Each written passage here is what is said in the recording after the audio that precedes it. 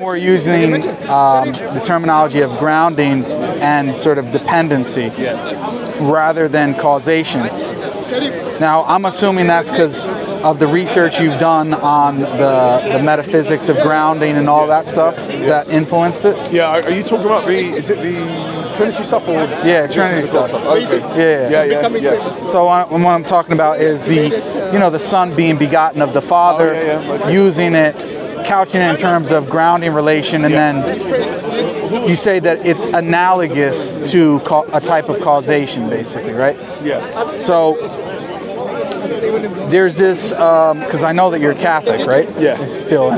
Yeah. So Aquinas, I don't know if you've seen this quote. It's in the Summa. I can bring it up if you want, because I'm just going to paraphrase it. Yeah. Basically, he talks about the difference between the Greeks and the Latin fathers, which he considers himself a part of. Yeah. And he says that they use the word cause, but he doesn't seem to like that term. He prefers the word principle. But because he said that the term cause implies dependency, and he seems to have a problem with that. So I'm wondering if you've read that at all and what your understanding of his model on eternal generation is, because I find it difficult to understand if it's not causation and it's not grounding or dependency. What does principle mean? Like, how is that cashed out in the metaphysics of it? Yeah. I mean, if I'm honest, I don't have a lot of knowledge on Aquinas' model of the Trinity. Yeah. I mean, I like Aquinas for quite a few things, but there are a few things that I just haven't seen the need to sort of utilize his work on it. Yeah. And I think sort of you get all you need on the Trinity from the patristic fathers. Yeah. And I don't think, for me personally, Aquinas adds much to them, if anything, really. So I don't know specifically what he's meaning by that, and I don't see what the problem will be with the Son or the Spirit being dependent upon the Father.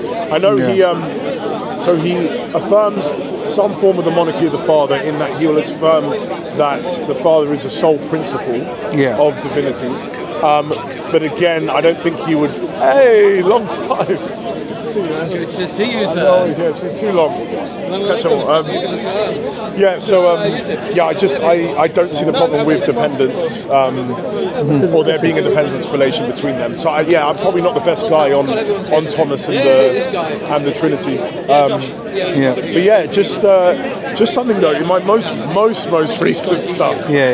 So more like the existence of God stuff.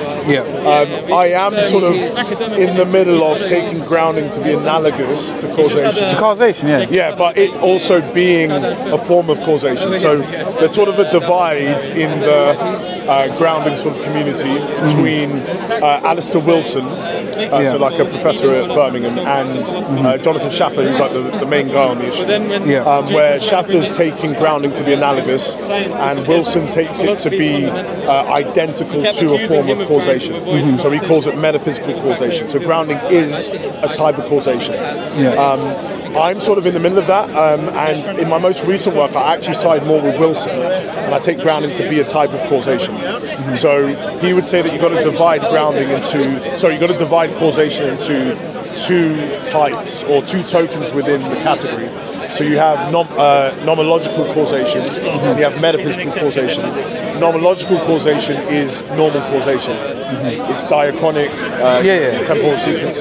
But metaphysical causation is a synchronic relation, as grounding is normally understood to be. And he thinks that because there is the similarity between grounding and causation is so much that it's better just to identify grounding as a type of causation. I've sort of sided with him more. And so my most recent stuff on like the existence of God, on camera, just taking a picture. Okay. I sort of identify it as a type of a type of causation. But yeah, just sorry, with the Aquinas stuff, I'm just not the guy. Can I just read you a quote from him, because so you get what I'm saying? So this is in the Summa, Part 1, Question 33. He says no problem. So he says, the word principle signifies only that whence another proceeds. Since anything whence something proceeds in any way we call a principle, and conversely, as the Father then is the one whence another proceeds, it follows that the Father is a principle. The Greeks use the word cause and principle indifferently when speaking of God, whereas the Latin doctors do not use the word cause but only principle. The reason is because principle is a wider term than cause, as cause is more common than element or principle. For the first term of a thing, as also the first part, is called the principle but not the cause. And then he goes on further to say, now the wider a term is, the more suitable it is to use as regards to God, because the more special terms are, the more they determine the mode adapted to the creature. Hence this term cause seems to mean diversity of substance and dependence of one from another. See, that's now the language he's using, which is not implied in the word principle. For in all kinds of causes, there is also to be found between the cause and the effect a distance of perfection or of power, whereas we use the term principle even in things which have no such difference, but have only a certain order to each other, as when we say that a point is the principle of a line, or also when we say that the first part of a line is the principle of a line. So he seems to have a problem with using the term cause as opposed to principle, and three of the reasons why is he thinks that cause actually implies a difference in substance, and the second is that he thinks that it implies dependency, which you would agree, and then the third is that he thinks there's a distance of perfection from the cause and the effect. So my question is, obviously it seems like you don't know, which is fine, because I know you're not an expert on Aquinas, and I'm not either, so I'm genuinely asking, because if principle isn't understood in terms of some type of causation or dependency relation, then how is it being utilized? How does it cash out in the metaphysics of Aquinas' system? You know what I mean? Because he's denying any type of dependency because he says that's his concern for using the word cause. But then what is the relationship? Yeah. That's what I don't really understand.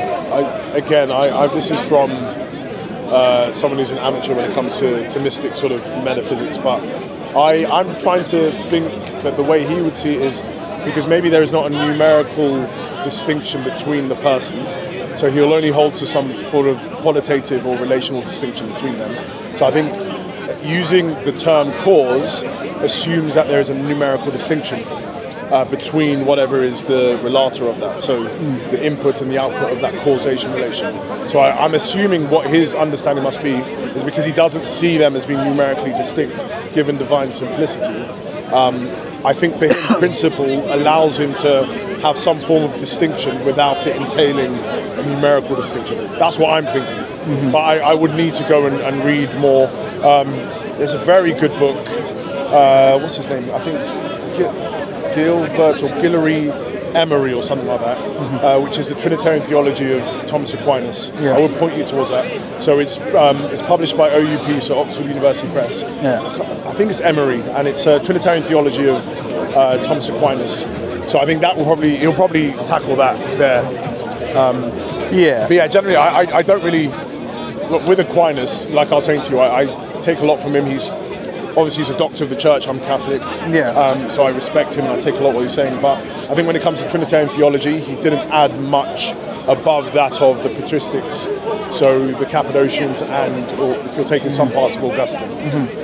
Yeah, because he seems to be, he's appealing to the Latin fathers and saying, and I don't know if it's true or not, but he's basically saying this is how they conceive of it. He sees himself in that tradition, and to me, that's not my understanding of how even some of the early Latin fathers understood it. It seems clear to me that they did understand it in some type of dependency. And so that's why I struggle to really understand what he means by principle. I think even there's good work by Lewis Ayres on Augustine. Yeah. And I think, like you were saying, he sort of sees Augustine as being very close to the Cappadocians and the Greeks. Yeah. More than what's been assumed. Although on the Filioque, it's... I mean, obviously, Filioque you'll have more problems. But I think there is quite a clear sort of pro-Nicene trajectory, I agree. Similarity in understanding of what the Trinity is. Yeah, I agree. And then later on, you have this sort of divide that comes in and more overemphasis of some elements of it. And right. Things like that.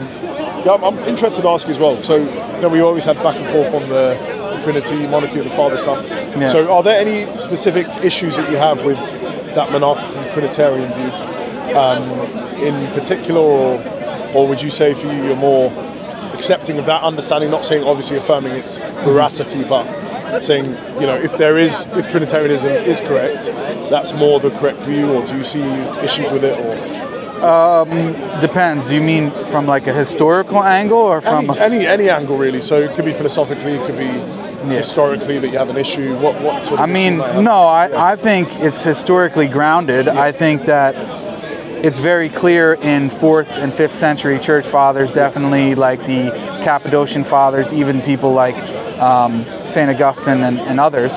So I think it's clearly there historically. My problem with it obviously is the dependency thing, which is one, which we've talked about a lot. But the other concern is, and I actually did a video on this where I played clips from one of your interviews with Dale Tuggy. Okay. And the issue that I see is that I don't think the monarchy of the Father position really solves the problem of tritheism. Okay. Because in the end, you do say several times within that interview, unless maybe it was off the cuff and you didn't mean it, but the way you presented it was as such, that in a certain sense there just are 3 gods. So I don't know if you would agree with that or not, because you even went into the whole thing with what's his name, Balcom, and explaining the difference between what was the phrase again? The different types of monotheism, quantitative and qualitative monotheism. In which case, it seems to me, quantitatively you're saying there's 3 gods, but qualitatively there's one. And depending on how you cash it out, because of some type of relation or whatever. So, to me, that's problematic, because it really hasn't. In other words, what sort of work is the monarchy doing if at the end it's still quantitatively polytheism? You see what I mean? Yeah. I mean, the main thing for me is just how getting our language corresponding to the metaphysics. And the metaphysics of the matter is saying, there is one fundamental entity in all of reality. The structure of reality, that layered structure of reality, there's one thing that's existing at the bottom level. The most fundamental entity, the absolute fundamental entity, I will identify as the Father. So everything above that level, everything above the level of the Father is a derivative entity, including that of the Son and the Spirit. And so the semantics of the matter, the language use of the matter is, we use the word God in that hotheos sense, the God, the thing, okay? We refer that term to whatever is at that fundamental structure of reality. And so I'm saying to you, as someone who affirms the monarchy of the Father, is saying the monarchy of the Father cashes that out, because it's saying, well, the one thing is the Father and the Father alone. A sort of, let's say, Bo's use of the word egalitarian, or the conventional understanding of the Trinity would say, no, we put all 3 persons in that fundamental structure. And I think that's when you have the problem. But what I'm saying is that there's only one particular object, one particular substance, which is at that bottom level, which is the Father alone. And that's the same type of monotheism I think all the other monotheistic religions affirm. Obviously, Islam wouldn't use the term maybe person for Allah, that you wouldn't use maybe that terminology, but you would say, if we're counting how many entities there are at that fundamental structure, well, there's only one entity. I think Jews will affirm the same thing. And I'm trying to say to you, Christians affirm that same thing as well. Everything above the Father is derivative. Yet, derivative status and fundamentality is nothing to do with the nature of these individuals. It's the way in which they exist. And so, The Father. Unlike what Aquinas seemed to Oh suggest. yeah, so I mean, I'm happy to diverge on Aquinas on this. And again, that's just a quote. To be fair, I could be misreading them, but that's in a straightforward sense. That's how it seems. I mean, I'm happy to diverge on. Yeah, no, it's fine. Yeah. So it's just saying that. What I was trying to say to you is the way in which they exist. Yeah. The Father has a way of existing, which is that of being fundamental. Yeah. And the Son and the Spirit have a derivative status. Yet they share the same nature in that they exemplify whatever it is to be divine. And so, and that's nothing to do with fundamentality. So what I'm trying to say to you is that the usage of, when we're counting gods, we need to know what we mean by the term God. And I would say the use of the word God is normally referenced to the fundamental divine person or divine thing, if you don't want to use the term person. And so the fundamental divine entity within this Trinitarian framework is one thing, the Father.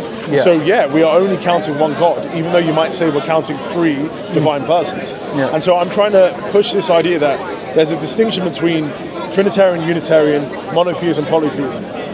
Monotheism is to do with fundamentality. How many fundamental divine persons? I would say monotheism in Trinitarianism is, well, there's one fundamental divine person, the Father alone. And so Muslims and Christians can share and high five on this matter. But there's only one divine person, if you use the term person as well, the Father and Allah in your worldview. Yet we are Trinitarian because we believe that there is more than one divine entity, which we include the Son and the Spirit. Yet you're Unitarian because you only believe there is only one divine entity as well. And so I don't think even though I might have used the term God, I think I tried my best in that. Maybe it might not be in that interview, or might be the ones after it, where I brought in that distinction between, the way that we use the word God. Well, I'm happy to say there are three gods if you're using that term in a synonymous way with divine or divinity. There are three divine persons. I don't think there's any problem with that. Yet there's only one God in the true sense of the word, because there's only one fundamental thing. So. But then, in that case, and not without noticing, you're purposely equivocating on the word God. Because there's one God in the sense that there's one fundamental divine person, which is the Father alone. But then, in another sense of the word God, there are three gods in the sense that there are three divine persons. Because typically in English, at least when we're talking about God, to be divine simply is just to have all the properties and qualities that are necessary and sufficient to be God. And so if you have three individuals, each one that have that, then it seems like you have three gods. So again, that's not then to say that we back project that and say there are three fundamental entities. No, there's still one fundamental entity. So there's one God in one sense, but there's three gods in another sense, which me as a Muslim, as well as other Muslims, would have a concern with that, because you still have three entities which are divine, and there's a certain sense in which you can say, well, quantitatively, it's not monotheistic. Now, if you're referring to only fundamentality, then there's only one of them. But so that's still, to me, is still the concern, because I guess I don't see a significant difference between admitting three fundamental entities and having one fundamental entity. The other two are not fundamental, but also are considered God. That's kind of my worry, is that I don't really see, even coming from a Trinitarian perspective, what would be the necessity of the monarchy of the Father in that sense, because you're still in reality affirming something that the egalitarians would want to. You just think that you add this fundamental quality that the Father alone has. I don't think that it really does enough work to solve what really would be at issue for Muslims. It might not be sufficient for Muslims, but I think when we're looking about the language use of the term God, I think it's a referential term which is not just fulfilled by something being divine. I think if you look throughout Scripture, or you look throughout church history, it wasn't just that this entity is divine that makes it the one God. I agree. It was much more fluid. I would say, because I mean, if you look at the Old Testament, you look at the New Testament, you look, then into, let's say, the first 3 to 4 centuries. Yeah. Divinity wasn't the issue.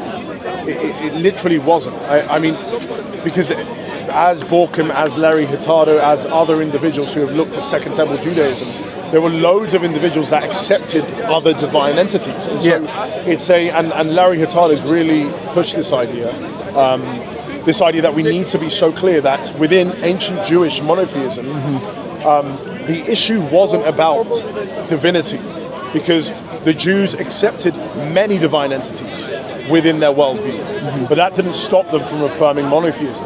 Their understanding of monotheism was that we worship one God, and the reason why we worship one God is because he is the sole creator of all reality, and he is not created by anything else. And so why we don't worship any idol or anything like that is because we weren't created by him, and that thing has created itself. And so the issue then is about fundamentality. The Jewish practice and the belief throughout ecclesiastical history was why we look to the Father and the Father alone, and Jesus himself pointing to and saying this is the one true God, is because of the fundamental aspect that he is the ultimate source of all of reality. And even natural theology points to that. Natural theology doesn't lead us to just a divine entity. Natural theology leads us to a divine entity who is the fundamental thing. Yeah, we agree on that. So what I'm saying to you is that not just natural, so you have natural theology, you have scriptural usage, you have ecclesiastical history, where it's actually the term God, the one that's most important, isn't its usage to say that something's divine. It is this entity divine and fundamental? If it is divine and fundamental, then it is the one that we give sole worship to. Because even as a Trinitarian, we worship the Father. Even though we worship Christ who is the medium between us and the Father. And so ultimately everything goes to the Father because he's the ultimate source of all of reality. And so what I'm trying to say to you is that the monarchy of the Father allows us to ground that understanding that actually the important usage of the word God when it comes to monotheism and polytheism is how many fundamental entities are there within your worldview. If you affirm more than one, then you are polytheistic. If you affirm one, then you are monotheistic. Yet you might not be a Unitarian. So a Unitarian is one who then affirms only one divine entity. So I think that distinction between monotheism, Unitarianism, polytheism, and Trinitarianism needs to be made there. And that's what I'm trying to say to you. The monarchy of the Father allows us to have. I just think that from an Islamic paradigm, maybe we could say that the understanding of monotheism is stricter, because the way that the Quran defines shirk, which is basically associating partners with God, is not necessarily to say that there's an entity which you're saying is the fundamental layer of reality like the Father. In fact, it quite frequently uses the term God to refer to things that even the individual themselves does not consider to be the fundamental layer of reality. For example, in the Quran, I think it's in chapter 45, verse 23, it mentions quite specifically, have you not seen those who worship their own desires as a God besides Allah?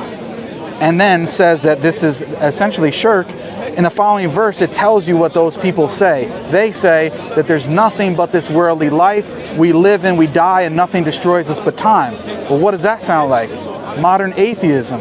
And so what the Quran is saying, even if you don't say that this being is the fundamental layer of reality, or even use the word God in a lesser sense, not even to refer to the fundamental reality, is still problematic, because you're attributing things that in the Islamic paradigm are due to God alone to other entities that are not fundamental, whether it be your own desires, whether it be Jesus from our perspective, obviously, whether it be Mary because of certain things that we think are too extravagantly applied to her, etc., etc.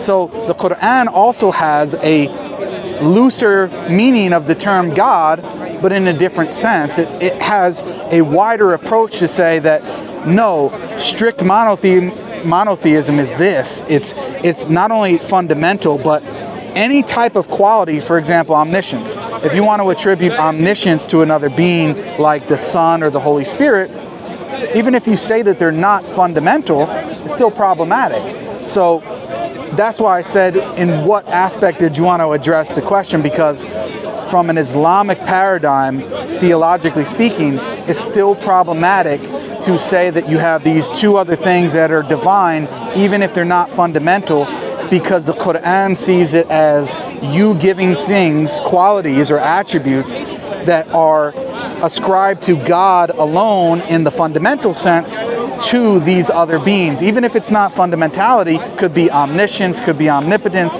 whatever, and that itself Quran deems as problematic. Okay. You know, so I'm just saying, I'm not using it as an argument, but I'm saying as my only thing is that with Christianity and with Islam, something that we need to uphold, and I think we really uphold in our worldviews, is that there is a continuity with what came before Christianity and Islam. Obviously, Islam would say it's been here since the beginning, but let's just, for the sake of the argument, say it came around, the 6th century. And so you have Islam, you have Christianity. What is always upheld in both of these worldviews is continuity with Judaism. And so what happens a lot of the time when I do speak to Muslims is that Christians have walked away from the monotheism of the past. Let's say you find it within the Jewish paradigm.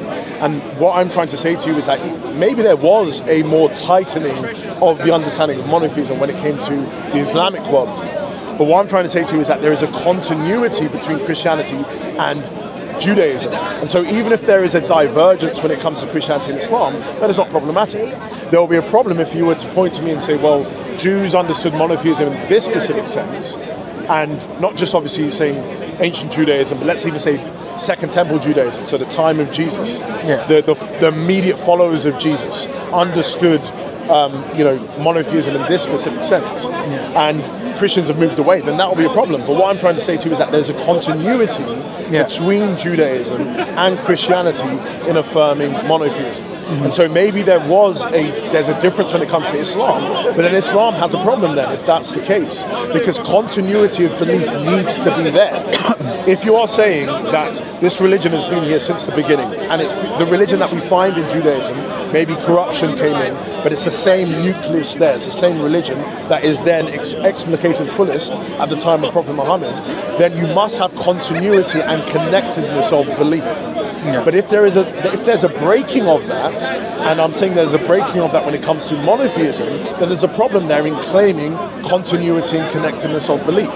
Christians don't have that, because we're trying to say, actually, in Second Temple Judaism, this is the understanding of monotheism that Christians have upheld all the way up to Nicaea. Yeah, but what about before that? Do you think that the Jews always believe that, and can that be demonstrated historically? Yes. I don't think that. Well, I would say to you. Would you make that strong of a claim? Oh wait, are you saying Trinitarianism itself? No. I'm saying the understanding of monotheism. Yeah. The understanding of monotheism, in the sense that it's problematic to associate things with God, not just in the nominal sense of using the word God, because we see that in the Old Testament with Moses, for example, is made a god to Pharaoh, Elohim, and things like that. That's not what I mean. What I mean is in the sense that there were Jews that believed in the monarchy of the Father, and that didn't believe in the existence of the Son and the Spirit, and would use the term God loosely and fluidly to refer to other beings, but never understood that those other beings were equal to the Father. Okay, so obviously prior to the time of Christ, there wasn't that maybe clear explicated understanding of there being two other divine persons. But what I'm trying to say to you is that for the whole point of what I'm trying to explain is that monotheism wasn't to do with divinity. That's what I'm really trying to emphasize here. And so if there was more than but was that universally held by the Jews? I would say it's been quite clearly shown by quite a few scholars. I think a clear one is Michael Hyde.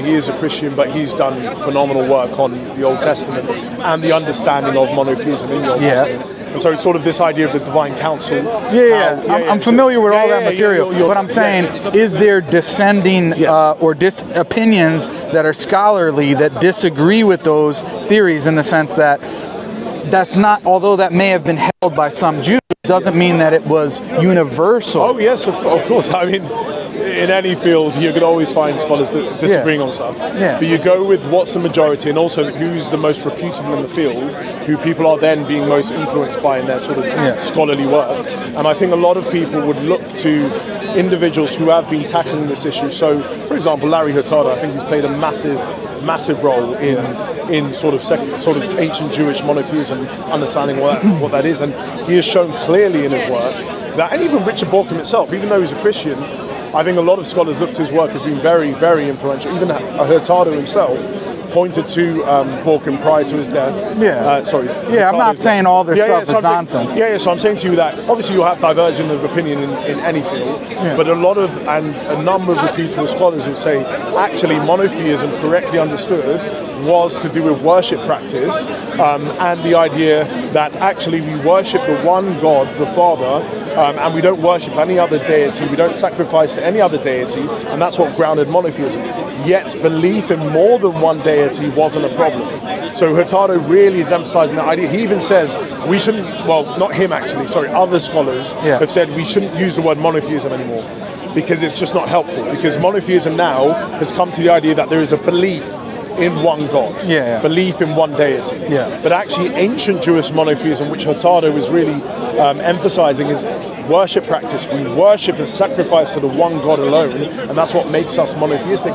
Even though we might believe in a plurality of other divine entities within our worldview, that doesn't stop us from being monotheistic. And so what I'm trying to say to you is that there is an emphasis here that there is a categorical distinction between the one God, who we would call the Father, and there being other divine entities. And so what I'm trying to say to you is, with contemporary speech taken from metaphysics, fundamentality is that categorical distinction.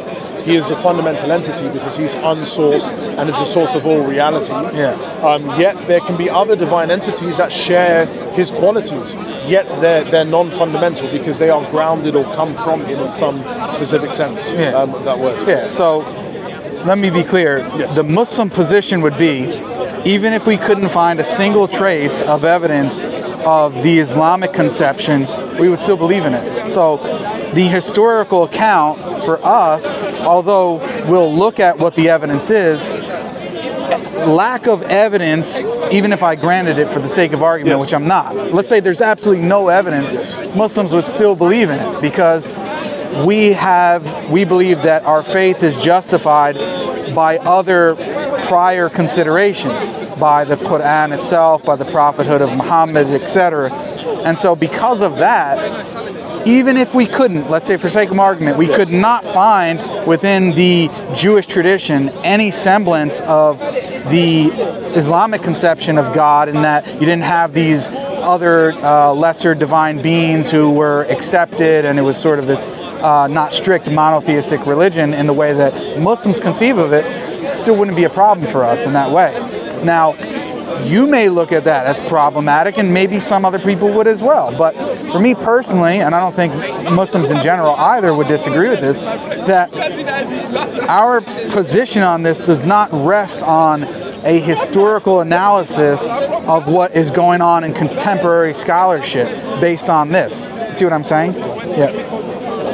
Larry Hurtado's. I know who he is. He's dead now. He what? He passed away maybe 2 years ago. But he doesn't state. He says there were multiplicity gods that were believed, but they were never equivocated to being one divine Almighty God. That's his position. That's what I'm saying. That's what he's saying. But you're a monarchical. But I mean that's what I was affirming. So what I'm saying is, it's not an argument. I'm just trying to get you to understand from our point of view that for us it doesn't really matter, because there are many things that we can't establish historically, but we believe in them based on prior conditions that we have good reason to believe that the religion is true. And there are things like that in Christianity or Judaism as well. Now, basically the question is, well, should we actually find that information? Well, I see numerous examples in the Quran, and this has always been the Quranic narrative, is that people go astray very easily. For example, we have the example of Moses and Aaron in the Quran, in which the Quran addresses them as two messengers who existed and were brothers at the same time. And the Jews actually started worshiping a golden calf while they were around. Moses left for a brief period and they started worshiping the golden calf when Aaron was alone, and Moses came back and he was so annoyed at what happened in a short amount of time. So for us, it's conceivable, and it's not at all out of the realm of possibility that simply that narrative was there and that belief was there, and that people have gone astray. And this is the Islamic position. So for me, and I think Muslims in general, I don't think that they're going to be bothered too much by this historical analysis of what the Jews supposedly believed. But I would say, I do believe that there's a problem that needs to be wrestled with. Even though, I mean, Muslims might not see it as problematic, there is a problem there that I think should be taken into account. And it's basically the idea that there's a positive claim made by Muslims that there is a continuity of belief in Islam. So Islam is not just a new religion that just showed up when Prophet Muhammad was around. Yeah. But it's always been there. Maybe there was corruption and problems, but it's always been there from the beginning. Yeah. It was expressed in Judaism. There was corruption, but it was expressed. Yeah. It was expressed in the religion of Jesus. But there was maybe corruption and it became Christianity and blah, blah, blah. But it's always been there. But then if there's a positive claim made, then there should be evidence in favor of that positive claim.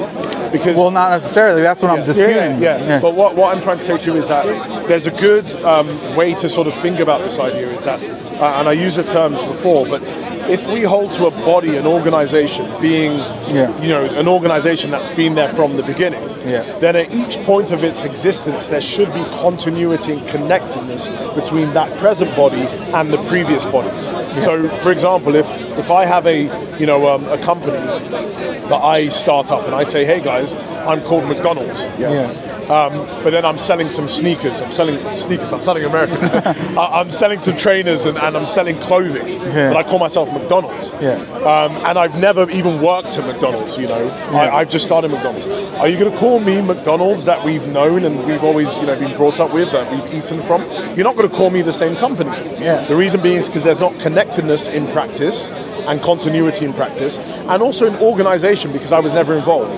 But let's say the CEO of McDonald's, the guy in charge, said, you know what, we're going to actually diversify our business because we need a little bit of money, so we're going to start off a clothing company now. We're still called McDonald's, but we're going to also have a bit of in our restaurant where you can go and buy some clothing. And let's say, I send off a manager to start that up. Is that McDonald's that I'm going to where they're selling clothing going to be the same McDonald's? It would be. The reason being is because there's continuity, because you're still maybe selling some burgers whilst you're selling some clothing, but there's also continuity in organization because the CEO was the person who started that. Now, the whole point of saying all of this example was Islam is claiming to be a body that has connected, that is not something that just came about, that has always been there. So then with the previous bodies, there should be continuity and connectedness between them. Now, what I'm trying to say to you is, with the central belief in Islam, which is the belief in God, and monotheism, and the central belief in Judaism, which is the belief in God and monotheism, as we see in the Shema, and even in Christianity, the central belief is in monotheism, as Jesus said, we should affirm that there's only one God. So monotheism is a key belief. Now, what I'm trying to say to you is, if there is a discontinuity between Islamic monotheism and Judaic monotheism, then you cannot claim continuity and connectedness between the body, whatever it is Judaism is, and Islam. You have to call Islam a new religion. You cannot claim it to be a religion that's always been there, because there is a discontinuity.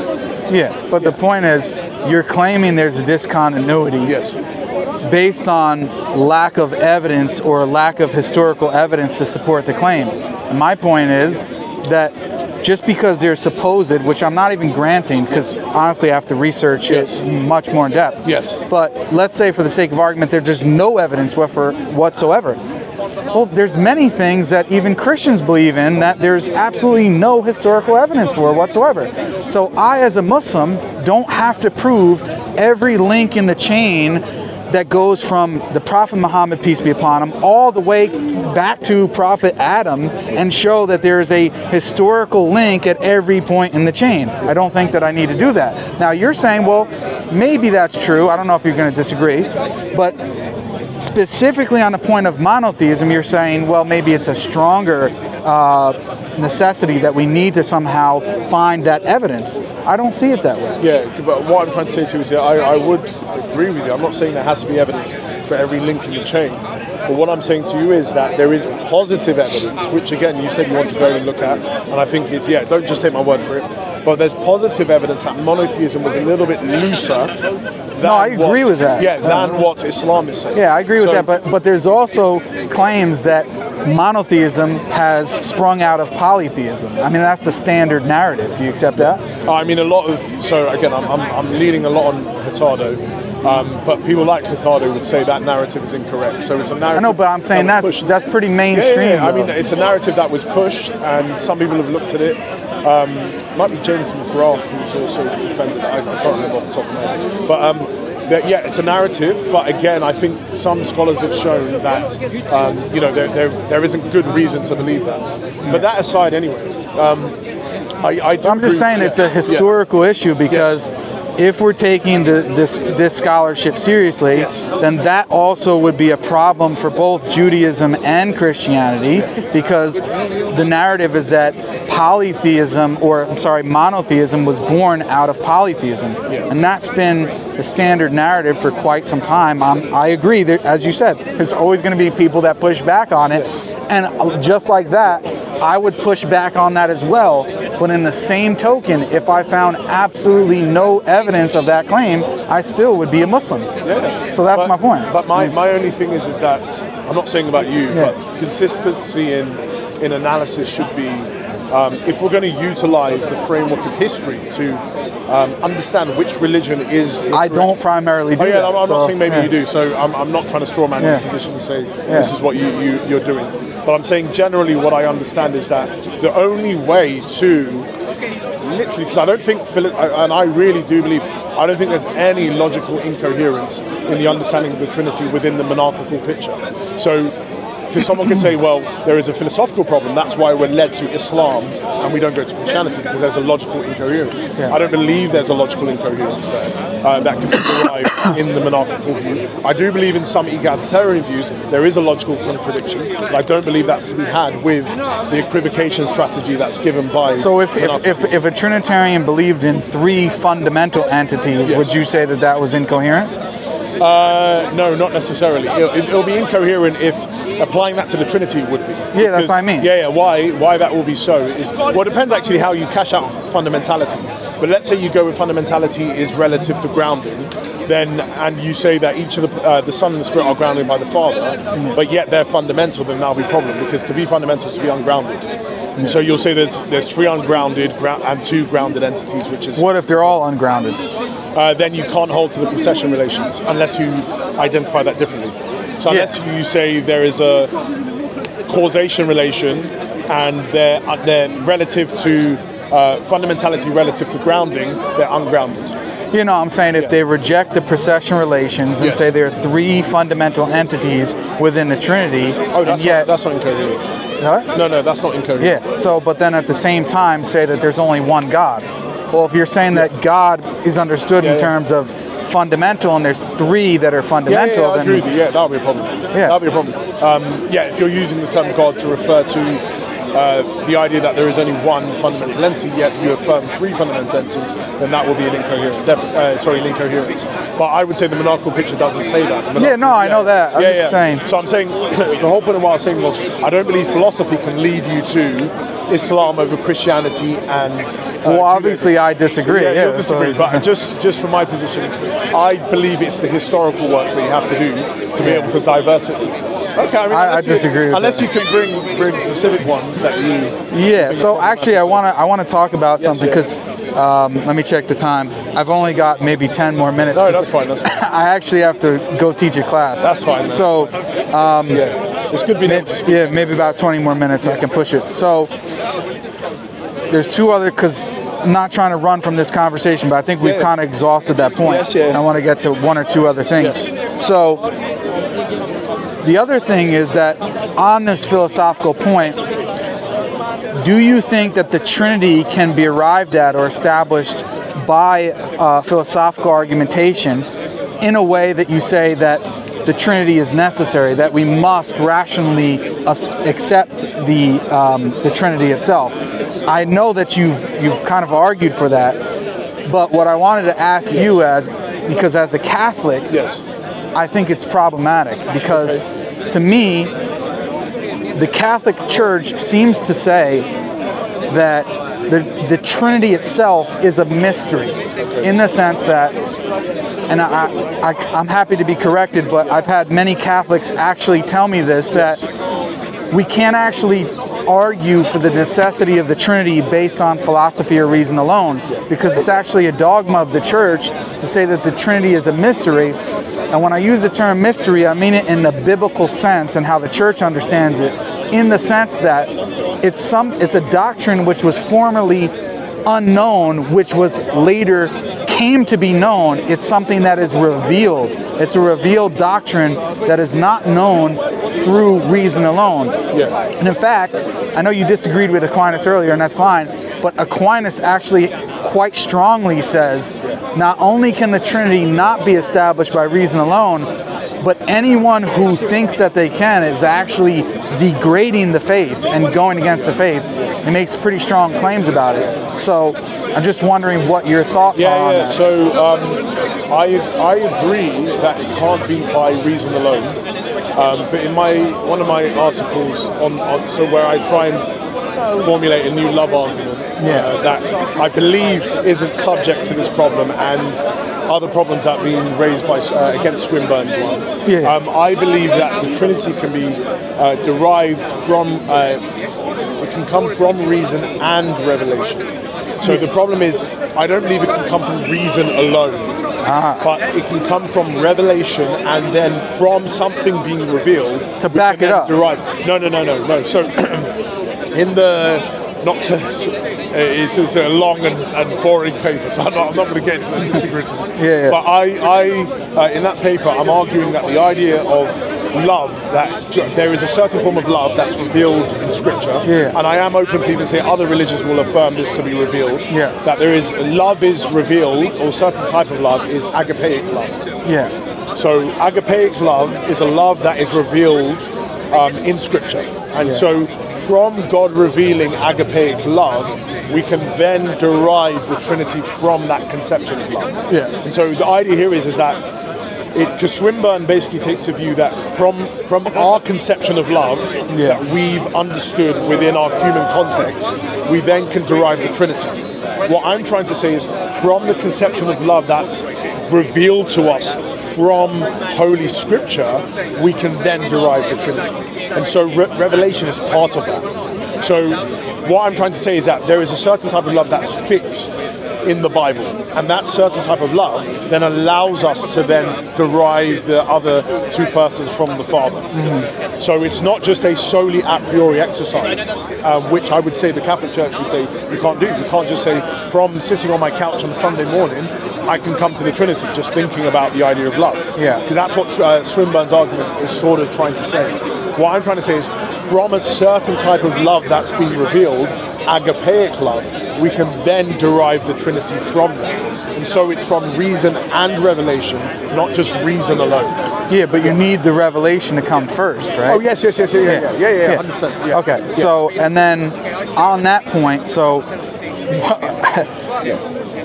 I agree that Scripture presents it that way as far as how God's love is, and I haven't read the paper, but I think I get the gist of what you're saying. But I'm wondering what your position is on what's called the doctrine of no real relations, that God is not really related to the world.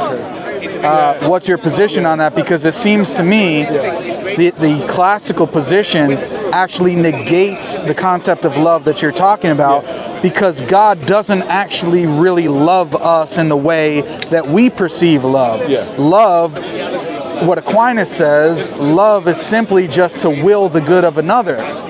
And it doesn't seem like that's the case to me, because there's no intentional act, there's no directedness at the individual in which you are loving that individual. And if that is how it's being framed as part of the agape love argument, then it contradicts that doctrine. Not only that, it seems to me that it actually undermines St. Augustine's understanding of the Trinity. Why do I say that? Because his analogy to the Trinity is a human being, and analogizes it to God, actually loving himself rather than loving another. And so that's another issue. And then leading on from that, I'm not trying to pile on too much, but Dale Tuggy, as I'm sure you know, makes a distinction between one-self and three-self Trinitarian views. It seems to me that this type of argument assumes a three-self Trinitarian view, such that it not only says that Unitarianism is not a viable option, or I don't know how far you want to push it, whether it's a plausibility argument or it's meant to say that it's completely incoherent. I think it also would do this, whatever that argument is meant to conclude with, would do the exact same thing for any one-self Trinitarian models, such as Augustine and Aquinas, etc. Not to throw you, I'm going to be the paper guy, throwing too many papers in. But there is just starting with the first one about the real relations issue.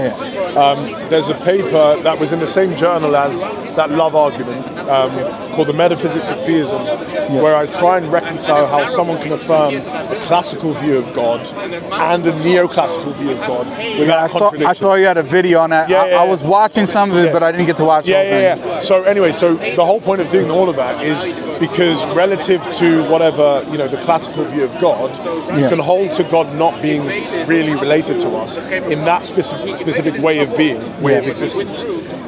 Yet you can still affirm God being really related to us through his neoclassical way of being.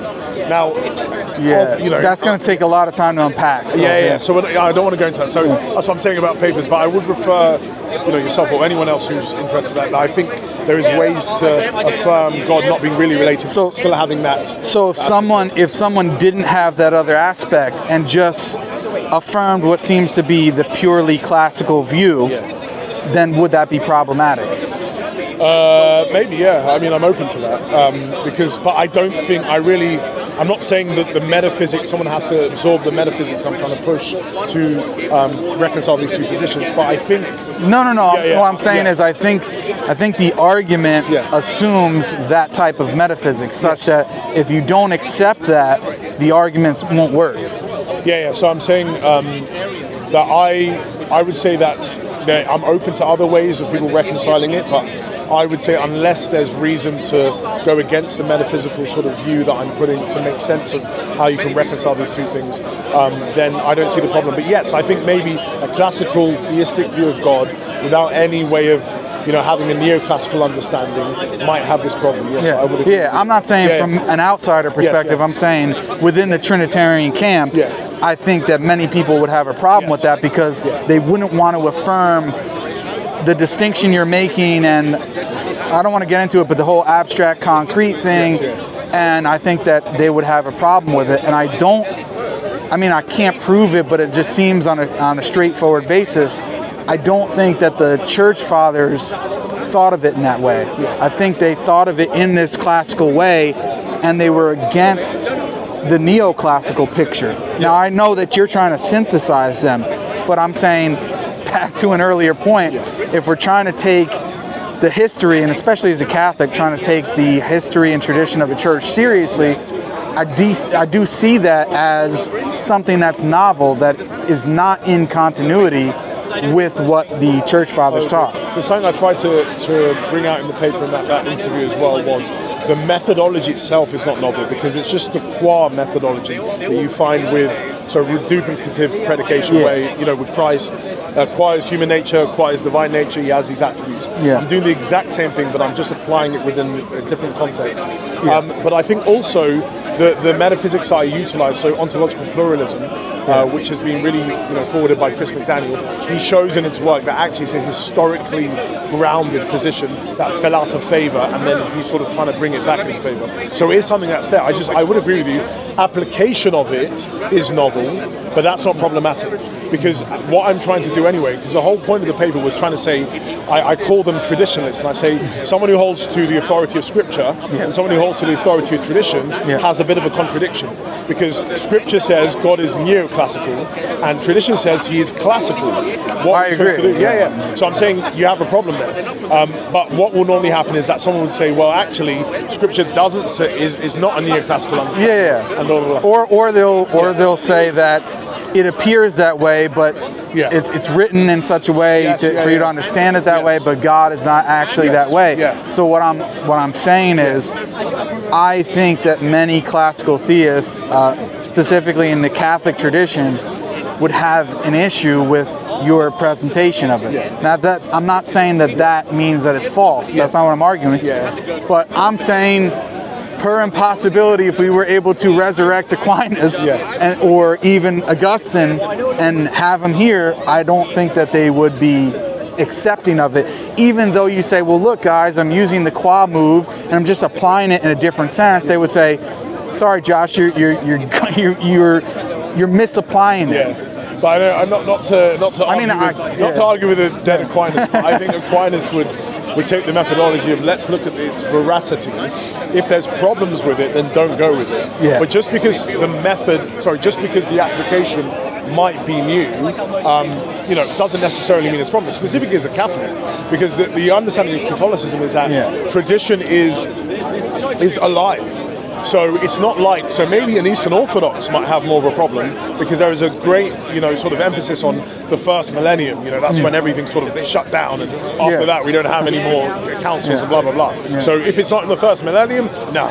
But Catholics might not. They would say we prioritize the first millennium, but necessarily doesn't mean that you cannot have developments in place later on. And so maybe this development in methodology or application of methodology is something that needs to be had, because what I'm trying to say is, at face value, we can take Scripture at face value. We can take tradition at face value. With the latest metaphysics, we can do this sort of reconciliation. Okay, not to to move off this point and go to something you were saying about the three self and one self. And St. Augustine's understanding of the analogy he gives is God loving himself, not God loving another. Okay, now, interestingly, the actual argument that I give in that paper is not predicated on a one self or three self. It can actually be applied in a one self context, because it utilizes the idea of duplication. So it's the idea that the Father is in a relation with a duplicate of him, and the Son, the Father and the Son, in a relationship with a duplicate of each other. Now, this duplication, it could be that there is a numerical distinction between them or not. So you could affirm a numerical distinction and say the duplicate is numerically distinct but qualitatively identical. Or then you're going to have to do something with classical identity in that aspect. Again, not paper bashing, but there's one paper which is going to be interesting, and I'll like to, when it ever does come out, if it ever does come out, but it's been under review for like forever. But there's a paper where I actually flip the script and I try and argue from a one-self view and try to show how the logical problem of the Trinity, you can have a one-self view and affirm all the things that the tenets of the logical problem normally bring without falling into contradiction. And I actually say the Father, Son, and the Spirit are numerically identical. I think it's very difficult to have a one-self view. Especially based on the biblical portrayal of the relationship between the Father and the Son. And not only that, the problem of indexicals, which I've brought up to Bo in the past, and I don't know if you followed the ongoing argument between Scott Williams and William Hasker. I think Hasker has made significant and very strong points, and it's actually something I discuss in my course where I go through that. So, I mean, most people will probably have no idea what we're talking about, but I think everyone's left. Everybody left. Everyone's like, well, what's good on here? So, but my point is, I think there are very strong arguments against a one-self view, and so because of that, I don't really see it as a viable option. I mean, I affirm a free self view personally, but what I was trying to show is that if we were to take a one self view, I don't believe there's a problem there. That's what I'm trying to show them. But personally, I'll probably go with a free self view. But no. I mean, I don't. The argument I'm giving from love, that specific one, I don't believe it's wedded to a free self view, even though Swinburne's is. So Swinburne's is wedded to a free self view. But the one I'm trying to push, I don't believe it is. It's sort of quiet on the matter. And you have you put the paper out already on that? Yeah. So, if you can just send me that. I will send it. And then I do have to run. Yeah, we can catch up more. If I can squeeze in one last question. I'm just going to give him one last question, and I actually have to run. So this idea of God as a necessary being, right? It seems to me that in your discussion with Mullins, and that you take sort of a Swinburnian view in which God isn't necessary, including the Father. That's the way that I understood it. Specifically on your whole analogy of the intrinsic properties of God and what you consider the great-making properties. To me, all of those scenarios, like the example you gave of the lonely rock existing, right? It assumes that God isn't necessary because there's a possibility in which he doesn't exist, and all you have is the lonely rock, right? So just for clarity's sake, what is your position on that? And does part of your argument for trying to show that aseity cannot be an intrinsic property is inherent within that classification of those attributes, assume that God is not logically necessary? No, just going with the second point first. I don't think it does, and I'm still, because I've had this issue with trying to understand Ryan's objection as well. Yeah, but do you get what I'm trying to say? I get what you're trying to say. But I'm trying to understand the objection, because the point is just the idea that if we take, an intrinsic property to be one that's not dependent upon our situation. So whatever object has a property, if that property is not dependent upon the situation, the external situation of that object, then it's an internal it's internal, an intrinsic property. But if it is dependent in some way upon its situation, then it's extrinsic property. And so what Lewis tries to do, so David Lewis tries to do with his lonely object thing, is trying to say, well, if a property can be had by a lonely object and can be had by an accompanied object, and if it can be lacked by a lonely object and lacked by an accompanying object, then it's an intrinsic property. So it's just trying to say the property itself, not the object, but can the property itself be had or lacked? And is it dependent upon its environment or not? If it can be had or lacked and it's not dependent upon its environment, then it's intrinsic. And so what I'm trying to say to you with the property of aseity, it is not like that, because it is dependent upon its environment. Because if an entity, so not God, but if an entity is ase, so that means it's not dependent upon anything else, and it's not caused by anything else, can it be had by an accompanying object? Yes. But can it be lacked by a lonely object? No. Because for it to be lacked, that means that it has to have a cause. So, but for it to have a cause, it has to be accompanied by something that causes it. And so, but now, what I wanted to bring up as well is that with Ryan, there was also a misconception had with essential and intrinsic. So I recognize that. So I'm not trying to make that point. So with the intrinsic property, for example, of omnipotence is an intrinsic property. Because an entity can have it can lack it, lonely or accompanied. But aseity is not like that, because it can't have it when it can't lack it.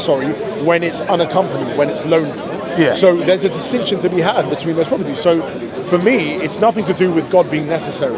Him himself. I think it is, though, because in order for that example to even work, that has to be a genuine possibility. Otherwise, you're just spouting meaningless words in a sense. So what I'm saying is, if God is logically necessary, and I'm not saying that you have to take that view, but if God is logically necessary, then that scenario in which God doesn't exist, because he doesn't exist in that situation, which you have a lonely rock that exists alone and is ase. It's only the rock, right? So if that is a genuine possibility, how could God be logically necessary? You should be able to derive a contradiction from that scenario. I mean, I'm not. If it is entailing that God can't be logically necessary, I don't have a Meaning problem. in like in the sense of ontological argument, like a strong ontological argument. Yeah. If you're using a strong ontological argument to say that God is logically necessary, not merely metaphysically necessary, or even if you wanted to say something less than that and say he's contingent. So it seems to me that in order to use those examples, they assume that a lonely rock existing ase is a genuine possibility, because if it's not, then that's not a possible world, because God exists in every possible world, and therefore there could never be any other lonely object, including a rock or anything else. Yeah. No, I have no problem. If it is that there's an entailment that God is logically contingent, then that's not... Or even if you wanted to say, yeah, I mean, if you want to say he's logically contingent, or I haven't thought about it, maybe you could say that he's metaphysically necessary. I would have to give that more thought. But I don't think you would be able to affirm that model and way of arguing while at the same time saying that, strictly speaking, God is logically necessary. Because it seems to be a contradiction between that. On the one hand, if God is logically necessary, then that other situation is impossible. It's logically impossible. And so therefore you can't use that as a means of getting the attribute of aseity being extrinsic off the ground. Yeah. That's what I'm saying. I mean, there's two ways. I want to think a little bit more deeper about it, but it could be that the argument itself is predicated on epistemic possibility. An epistemic possibility understood from the sort of Saul-Kripke sense, that something's epistemically possible, and then you need an a posteriori investigation to understand if it's metaphysically possible or impossible. Yeah. So it could be that this is just saying it's an epistemic possibility. That's something I do want to think about deeper. But then the question would be, is that enough to get it off the ground? Yeah, no, that's fine. That's fine. So something I'll think about a little bit deeper. But the second thing is, as well, is I still don't see the problem if it does entail that God is logically contingent. No, for me as but well. There's a reason why I'm bringing it up, and I'll tell you why. Not to do with you specifically, but so yeah, I will actually say it and play a bit of my cards. Have Dr. Branson's argument is based on a modal ontological argument for the necessity of the sun. Within his presentation, he's utilizing your part of what I just said, this discussion, as part of his argument for establishing that aseity is an extrinsic property. I'm saying that those two arguments directly contradict one another, because the argument for the necessity of the sun, he's using S5 and is predicated on logical necessity, not God being even metaphysically necessary, and definitely not logically contingent. And so therefore, to use that argument and that as supplementary or in line with it entails a contradiction. They're contradictory to one another. No, I understand. Yeah, I'm very interested to see your dialogue with it. But personally myself, I don't really affirm. Yeah, I just wanted to get your thoughts on it. I understand. But I'm interested to see the dialogue. I am at the moment though thinking about, is something I'm thinking about a little bit more deeper, is necessity so important when you take a fundamentality framework.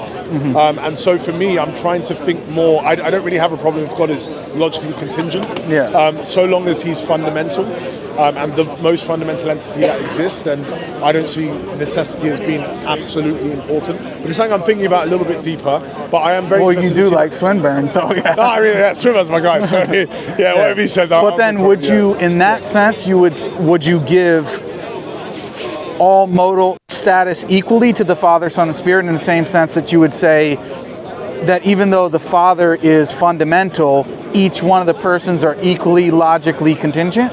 Oh yes, Okay, you would just if you went that route, you would just do it across the board. I think I'll be like, Okay. But it's something I do need to think deeper. But I will look out for your dialogue with Bo and see how that So goes. if Bo sees this, I've played a bit of my cards, but I really do think that this is a very strong argument against his at least internally, I think I can derive a contradiction from what he's expressed in the video. And to be quite honest, what I think happened, and I'll just say quite frankly, I think because you share a similar view in trying to assert that aseity is not a necessary property in order to be God, he took some of your material, which was novel, and trying to argue that and incorporated it into his view without realizing that it contradicts the very argument that he's using. So that's my position. I haven't watched the video that he did, so I'd be interested to watch that as well. Because he did slightly modify it from our original discussion, and he did say that he modified his argument due to his discussion with me, but I think in modifying it and adding certain to it, such as your view, which I'm not saying yours is incoherent because you're happy to say, well, yeah, God could be logically contingent, in which case, at least internally, we could argue if that's problematic or not, but internally it would be consistent. I'm saying for his view, and specifically his view to try to prove the necessity of the Son is problematic. Yeah. Awesome. So that's the reason why I brought it up, because I wanted to see just what your thoughts were, if I was making sense, because sometimes you think of an idea and you think it's smart, but then you find out it doesn't make much sense. So Jake, I'll let you go to your I actually have to go. Teach a class now, guys. So it was great talking with you, bro. Good as always. And it was great. We'll carry on. All right, God willing. Assalamu alaikum. This is let me get the rest for you. Yeah, if you could just take them, brother. I have to make a quick run to the cafe to get on some Wi-Fi because I got to teach a class at 5.